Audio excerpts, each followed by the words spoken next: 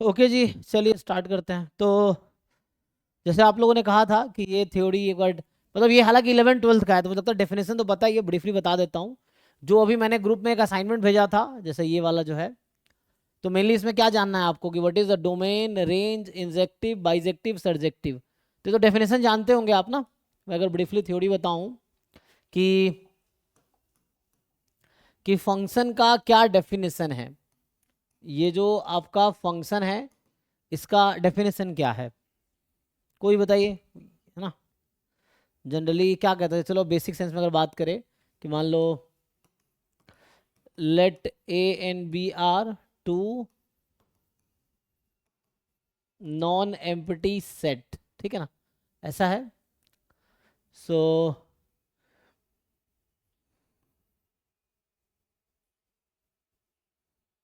क्या लिखेंगे, मान लीजिए ऐसा है, एफ एक फंक्शन है ए से बी में, है ना, ऐसा लिखते हैं। तो कैसे डिफाइन करते हैं आप लोग कि function F from A to B, है ना, यही है। So a function F from A to B is a rule that assign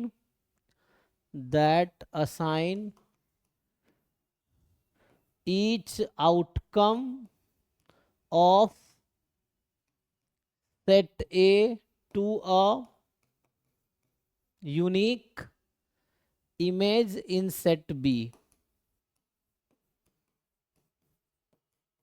ये है ना, देखो ये बेसिक फंक्शन का डेफिनेशन है। जैसे अगर आप एरो डायग्राम से देखेंगे तो मान लीजिए एफ मेरा एक फंक्शन है ए टू बी में, so this is x, so that will map to F x, जिसको हम लोग वाई भी बोलते हैं ना। सो जनरली ऐसा लिखते हैं, y is equal to F x. So means क्या है, y is image of x. यही है कि वाई को हम क्या बोलते हैं, एक्स का इमेज है। एंड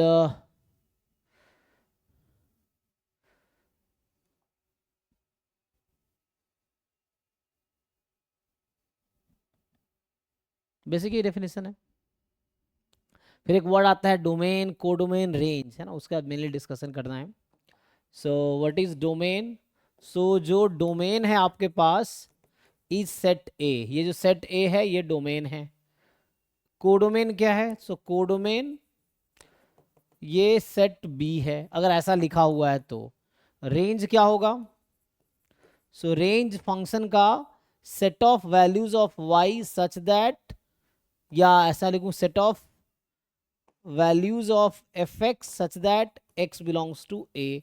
सो ये रेंज है, बोथ आर नॉट सेम, है ना। रेंज और कोडोमेन सेम नहीं है, आप लोग जानते हैं ऑलरेडी। सो यहाँ पे जो होता है कि जो रेंज है किसी फंक्शन का, range is a subset of codomain, है ना। रेंज क्या है, कोडोमेन का सबसेट है, range is a subset of codomain, ऐसा होगा।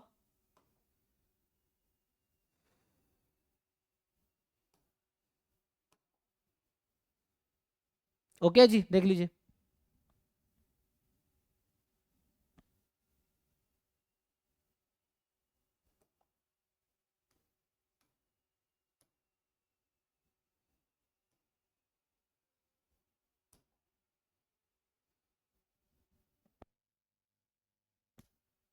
बाकी one one onto function आप जानते होंगे, जो इंजेक्टिव है इसी का नाम वन वन है। या जैसे कई बार जरूरी डोमेन दिया हुआ हो, कई बार जस्ट आपको गिवन होगा, मान लो गिवन होगा y is equal to F X, है ना, या F X is equal to something. So आपको बोलेगा डोमेन निकालो, अगर ये गिवन है कि y is equal to something, तो उस केस में कोडोमेन का कोई जिक्र नहीं होगा, आपको मेनली डोमेन और रेंज पूछा जाएगा। सो डोमेन का मतलब होगा set of all possible values of x for which ये जो एफ एक्स है दिस इज डिफाइंड, ठीक है। ये डोमेन का डेफिनेशन है। आपसे पूछेगा रेंज क्या आएगा, सो वही रेंज का मतलब है set of all possible values of y या एफ एक्स, जो भी है, y या बोलो या एफ एक्स बोलो, x when x lies in domain, है ना। जब x अपने डोमेन में है मतलब फंक्शन के डोमेन में है, तो उस केस में एफ एक्स क्या क्या वैल्यू अटेन कर सकती है ना, वाई बोलो या एफ एक्स बोलो, तो it is when x lies in domain. ठीक है जी, तो इससे आ जाएगा। तो ये बेसिक है। वन वन ऑन टू क्या होता है, अगर आप बात करेंगे वन वन फंक्शन, या इसी का दूसरा नाम है इंजेक्टिव फंक्शन। इंजेक्टिव फंक्शन ये है। तो कोई बताना चाहेंगे what is definition of one one function, कैसे डिफाइन करते हैं आप लोग?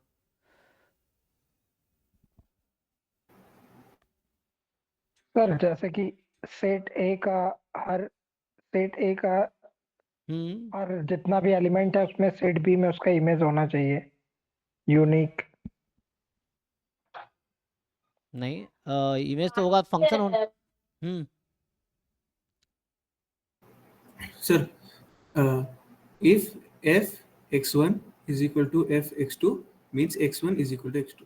हाँ है ना, सो जैसे कई सारे हैं, तो लाइक इफ आई से और F is a function from A to B, so ये वन वन का मतलब ये होता है कि F is one one function if and only if, जो पहला कंडीशन है कि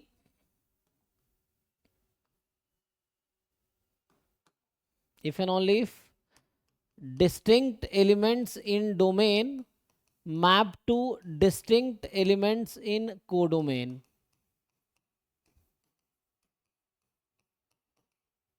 एक ये है, या इसी को दूसरे तरीके से लिख सकते हो, इफ एंड ओनली इफ, इसी को दूसरे तरीके से कि when images are same implies they are same element, है ना, for all x1 x2 belongs to A। ये तो आप ऐसे याद रखो कि two distinct images will map to two distinct, मतलब sorry two distinct elements in domain will map to, अगर x1 x2 डिस्टिंक्ट नंबर है, सो x1 का इमेज डिस्टिंक्ट होने चाहिए और x2 का इमेज डिस्टिंक्ट होने चाहिए, और अगर ये दोनों इक्वल हो गया तो इसको इक्वल होना पड़ेगा। तो ये डेफिनेशन है वन वन का। ठीक है, सो आप कोई भी एक याद रख सकते हो। तो यह कहना चाह रहा है कि distinct elements in domain will map two distinct element in codomain. ये है वन वन का मतलब। अगर ऐसा हुआ कि टू डिस्टिंक्ट एलिमेंट का इमेज सेम हो गया तो इसका मतलब वन वन नहीं है वो, फिर मेनी वन फंक्शन। तो ये वन वन का डेफिनेशन। इसका दूसरा नाम इंजेक्टिव फंक्शन या इंजेक्शन भी बोलते हैं, आप देखते होंगे ना लिखते हैं। तो दूसरा ऐसे ही सर्जेक्टिव फंक्शन जिसको ऑन टू फंक्शन बोला जाता है। सो ऑन टू फंक्शन बहुत बेसिक थ्योरी है जो आप लोगों को आता ही है। ऑन टू फंक्शन इसी को बोलते हैं सर्जेक्टिव फंक्शन, ये है। सो ऑन टू फंक्शन मतलब सर्जेक्टिव फंक्शन। तो इसमें क्या होगा, अगेन इफ आई से, या सर्जेक्शन बोलते हैं। So A is F is from A to B. तो जब भी ऑन टू की बात होगी तो आपको डोमेन कोडोमेन क्वेश्चन में गिवन होगा, then they will talk about onto, otherwise onto की बात ही नहीं होगी, है ना, अगर कोडोमेन नहीं दिया है तो।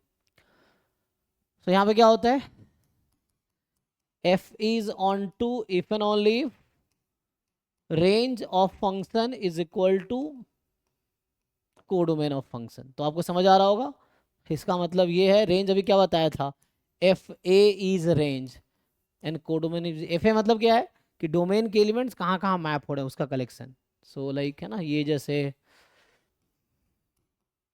यहाँ फंक्शन है, तो फंक्शन होने के लिए डेफिनेशन था कि each element must have image, तो होना ही चाहिए। और ये जहाँ जहाँ मैप कर रहा है वो आपका रेंज हो जाएगा। मान लो कुछ छूट गया तो ये रेंज है, ये छोटा सा बॉक्स है, दिस विल बी रेंज, है ना। तो ये इधर है जहाँ मैप हो रहा है, तो ये रेंज है, ये वाला रेंज होगा। बी सेट कोडोमेन है। So F A is set of elements in codomain, है ना, that is map to some elements of set A, वैसा। ठीक है, तो ये ऑन टू है। बाइजेक्टिव आप जानते ही होंगे कि वन वन ऑन टू दोनों हो तो बाइजेक्टिव है। सो ये बेसिक जो डेफिनेशन है बाइजेक्टिव फंक्शन, तो both one one and onto, है ना, both one one and onto function. So ये सब आप लोग जानते हैं। तो ये बस मैं टर्म्स एक्सप्लेन कर रहा था कि ये जो टर्म लिखा हुआ है कि डोमेन क्या है, रेंज क्या है, वन वन क्या है, ऑन टू क्या है, बाइजेक्टिव क्या है, इसको बस हमने एक्सप्लेन किया है। आगे वो भी है एलिमेंट्री कैलकुलस, है ना, डिफरेंशिएशन, मैक्सिमा मिनिमा, इंटीग्रेशन, तो ये सब अगर क्लास 11-12 का अगर आप वो पार्ट देख लेंगे ना कि function, limit, continuity, differentiability, I think limit continuity लिखा तो नहीं है इसने, सो ये है ना, सीधा सीधा आ गया है differentiation, maxima minima, integration, application, मतलब डिफरेंशिएशन, इंटीग्रेशन, मैक्सिमा मिनिमा और एप्लीकेशन ऑफ इंटीग्रेशन पे। ठीक है, तो अभी इस पे पहले आज बात करते हैं। तो मैंने एक आपको असाइनमेंट भेजे थे, है ना, मतलब असाइनमेंट क्या, वो प्रॉब्लम सीट PYQ है JEE का, क्या आप लोग सॉल्व करके आए हो? जैसे मैं इसकी बात कर रहा हूँ, तो ये है, तो ये आपका IIT JEE का मेंस एडवांस के क्वेश्चंस हैं इस पे। तो पहले तो मैं चाहूँगा आप लोग ट्राई करके आओ, क्योंकि ऐसे सारे क्वेश्चन कराऊंगा तो मुझे यही असाइनमेंट कराने में 15 दिन लगेगा, तो है ना। सो अभी मैंने बेसिक आपको थ्योरी बताए हैं, जो आप होपफुली आपको आता ही रहा होगा। सो मेनली जो लोग कह रहे थे क्वेश्चन कहाँ से प्रैक्टिस करें इन टॉपिक्स पे, तो उसके लिए आपके पास ये मटेरियल जो ग्रुप में मैंने भेजा है, अब आपका काम है इसको सॉल्व करना, इसके साथ सॉल्यूशन और आंसर की भी है। तो आप देखिए इसमें कितने क्वेश्चन हैं, जैसे है ना, मतलब प्रैक्टिस पर्पस के लिए। तो ये टोटल आपके पास अलग अलग वो है ना, इसका टॉपिक 1 में 17 क्वेश्चन है, टॉपिक 2 में आपके 19 क्वेश्चन हैं, ठीक है ना, तो ऑलमोस्ट 20-20 लगा लो। तो ये है टॉपिक 3 में, फिर यहाँ भी 19 क्वेश्चन है आई थिंक, है ना, तो वो 17-19 है ना, इस तरह से ऑलमोस्ट 60 क्वेश्चन है मान लो। और यहाँ से टॉपिक 4 में आपके 11 क्वेश्चन है, इसको 10 ले लो, मतलब टोटल 70 क्वेश्चन है। तो ये जो मैंने आपको प्रॉब्लम सीट भेजा है 70 क्वेश्चन है, आपको ये ट्राई करने हैं 70 क्वेश्चन, ऑलमोस्ट नॉट एग्जैक्टली, सो है ना, अप्रॉक्सीमेटली 70 क्वेश्चन हैं, जिसका यहाँ पे आंसर की भी है और इसके नीचे डिटेल सॉल्यूशन भी है। ये बिल्कुल वैसे ही जैसे CMI वाले भी करते हैं ना, जो क्वेश्चन पेपर देते हैं विद सॉल्यूशन देते हैं, पार्ट B वाला, तो ये विद सॉल्यूशन भी है। बट मैं ये नहीं कहूँगा, है ना, मतलब जो बच्चे थोड़े समझदार है वो पहले सॉल्यूशन नहीं देखेंगे, पहले आप क्वेश्चन पढ़िए, खुद से सॉल्व कीजिए, अपना आंसर निकालिए, फिर बाद में आप आंसर की और सॉल्यूशन मैच कीजिए, है ना। उससे क्या होगा, एग्जाम में यही करना होता है, नहीं तो क्या होता है बच्चा पूरे साल सॉल्यूशन देख देख के सॉल्व करता है, एग्जाम में उससे क्वेश्चन ही नहीं होते। तो उसकी वजह यही है कि घर पे लगता है सब आता है, एग्जाम में कुछ नहीं आता, बिकॉज अपने दिमाग को जैसे ट्रेन करोगे उसके हिसाब से वो रिस्पॉन्ड करेगा। तो उसको एग्जाम के तरीके से आप ट्रेन करो माइंड को, तो वो एग्जाम में अच्छा रिस्पॉन्ड करेगा, ठीक है ना। तो तरीका ये कि आप पहले खुद से सॉल्व करो, कोशिश करो खुद को अपने लेवल पे, नहीं हो then you can take help of answer की सॉल्यूशन या ऑनलाइन जितने रिसोर्सेज हैं। यानी क्वेश्चन देखा और हम कहीं और ढूंढने लगे, तो एग्जाम में भी यही हैबिट आपको कंटिन्यू रहेगा, तो वहाँ भी आपको सॉल्यूशन देखना पड़ेगा, जो कि मिलेगा नहीं, तो इसलिए आपके एग्जाम खराब होंगे। तो इसीलिए मतलब पहले खुद सॉल्व कीजिए, देन यू सी आंसर की सॉल्यूशन, ऑनलाइन भी है ना, ChatGPT, गूगल, यूट्यूब, जो भी आप यूज़ कर सकते, किताब बुक यूज़ कर सकते हैं। और नहीं होता है फिर मैं हूँ, तो फिर मैं आपको हेल्प करूँगा। तो अभी बताइए क्या करें, तो आप ये सॉल्व करके आएंगे, अभी बैठ कर सॉल्व कीजिए, टू स्टार्ट डूइंग। तो ये 70 क्वेश्चन हैं, तो आई होप कल तक सॉल्व कर सकते हैं, कल शाम तक, है ना, 24 घंटे हैं। नहीं 70 ना हो, कम से कम आधे तो करके आना ही, क्योंकि मेनली मैं फिर से कह रहा हूँ एग्जाम में क्या कर पाओगे आप, इस पर डिपेंड करता है घर पे आप क्या कर रहे हो, है ना। तो ये मेन प्रोसेस डिसाइड करता है ना कि आपका रिजल्ट कैसा होगा, तो घर पे आप कितना एफर्ट्स दे रहे हो उसके पे डिपेंड करेगा। सर हम्म सर एक बार ये एक्सप्लेन कर दीजिए ना, only one onto functions are invertible. अच्छा, ओनली 1 1 फंक्शंस आर इन्वर्टिबल। तो इन्वर्टिबल फंक्शन में अगर हम जहाँ 1 1 तक गए हैं, तो इन्वर्टिबल फंक्शन का डेफिनेशन बताइए पहले।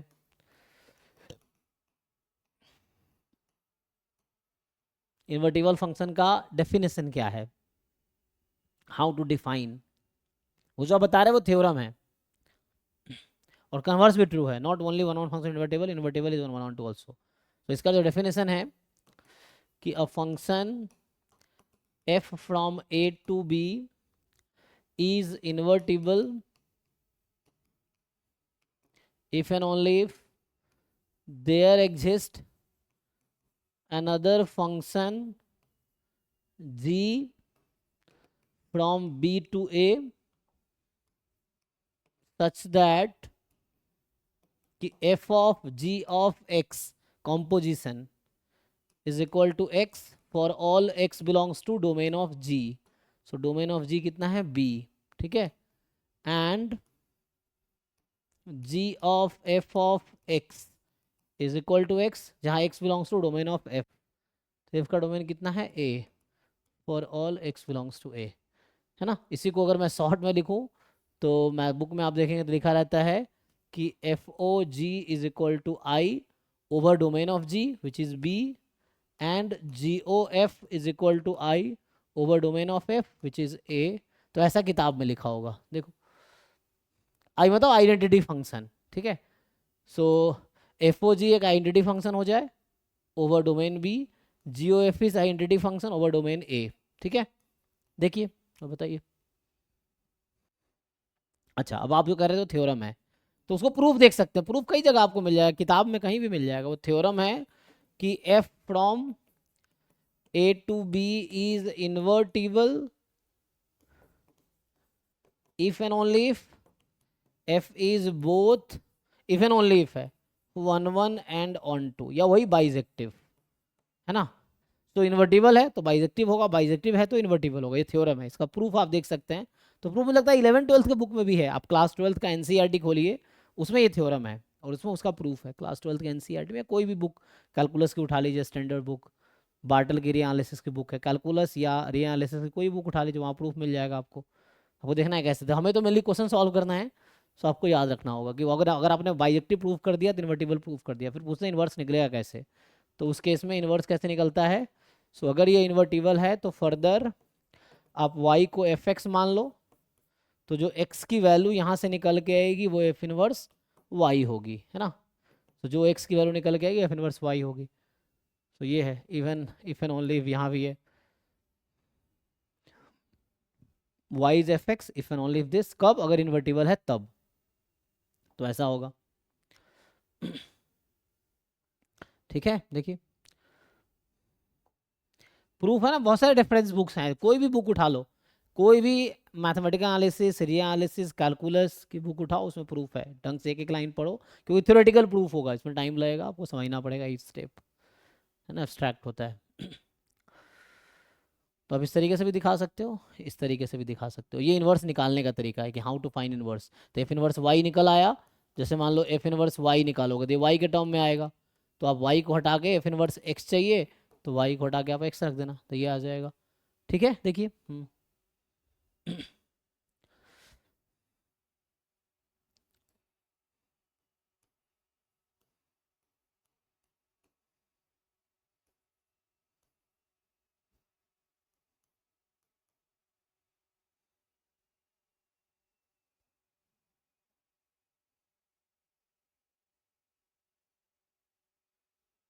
तो अभी के लिए मैं यही स्टॉप करूंगा।